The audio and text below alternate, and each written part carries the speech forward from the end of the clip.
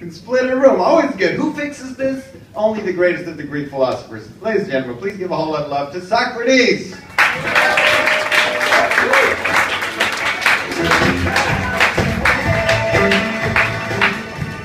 How y'all doing tonight? My name is Socrates, and fortunately Christos has set the bar extra low for me. And I did ride my bike here, let's be honest, it's true. So it's good to see humans again.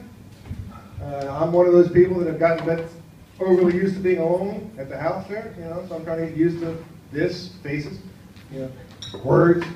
Because, you know, words are strange, because, you know, you can make sounds and be agreed with the words. Because if you said, you don't get it, you know? It's like that didn't come across like, you're a beautiful audience, which is what I was trying to say. You know? So it's weird also as an American, you come here to the Netherlands, and, well, not only do you not really speak Dutch, then eventually I'll have some words I know better in Dutch than in English. So I don't really have a language anymore. Like ablemont, I learned that, you know, I don't know how to say that in English. It's like a subscription, you don't have these words, you know. It's like when you need a word, you come up with one. Like the warm, wonderful evening, you know, that you have gezellig, you know. You said, hey, how was the night last night? It was a wonderful, warm, fantastic evening. You get really tired of saying that again and again, so you have to come up with a word. And so the Dutch came up with gezellig, naturally.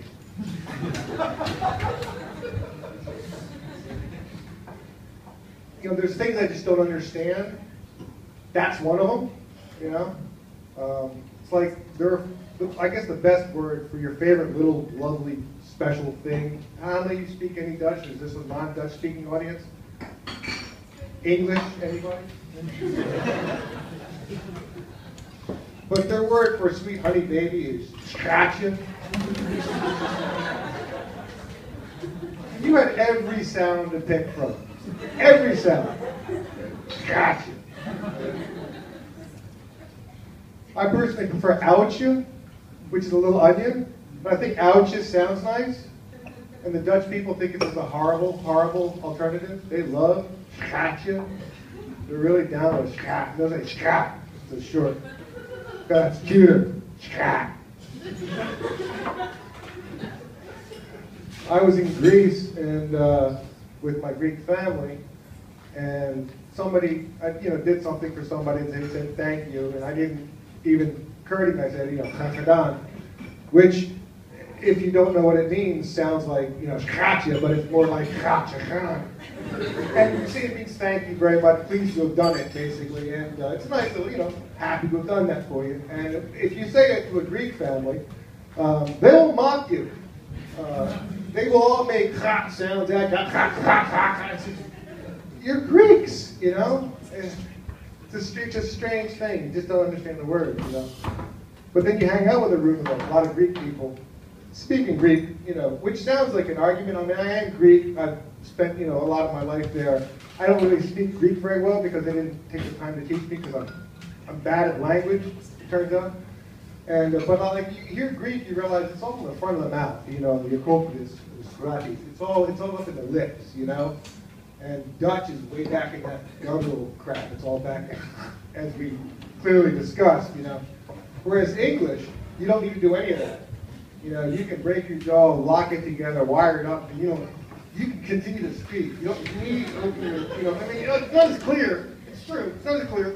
But for the most part, you don't need to open your mouth in any way, shape, or form. Because it's in the middle or something. I don't know. Again, it's, you know, it's easier if you open your mouth and enunciate, but you don't need to. But just stuff I just don't get. You know, I've been alone a lot, so I've been thinking about these things. Is this a religious crowd? Because I've always I had questions, things I don't get, you know.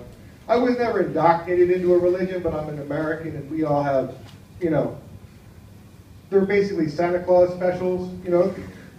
It was mostly claymation, but I got the gist, is my point. But I still don't quite get, the confusion to me is this. I feel that religious people have no faith in God versus atheists who have a great deal of faith in God. And this is my confusion because I think that people kind of claim the opposite.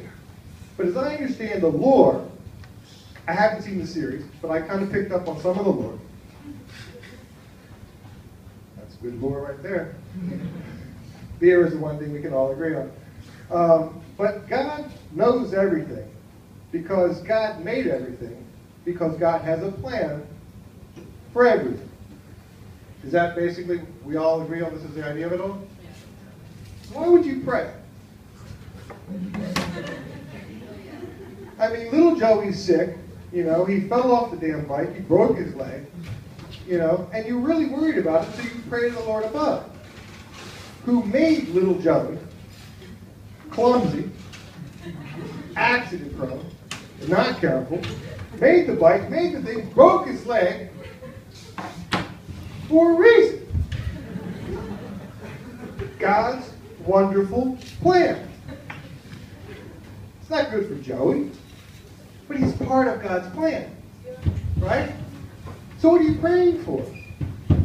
God knows all about Joey's broken fucking leg. He broke his leg. I just thought, are you nagging God? Is this like, you know, what the fuck did you do to Joey? Have you thought about the plan? I just don't get it. See, atheists, we're good with it, you know? Yeah, Joey's leg is badly broken and it sucks. I'm going to take him to the hospital. Because that was God's plan. Apparently God's plan was for me to come on the stage. After a long phase of isolation, saying some embarrassing stupid ass shit to a rather nice audience, or as I say, I'm shouted. But in the end, I appreciate you guys so much. You've made this a much more interesting evening than I've had in the last recent time. My name is still Socrates. And I thank you so very much. I hope to see you guys soon.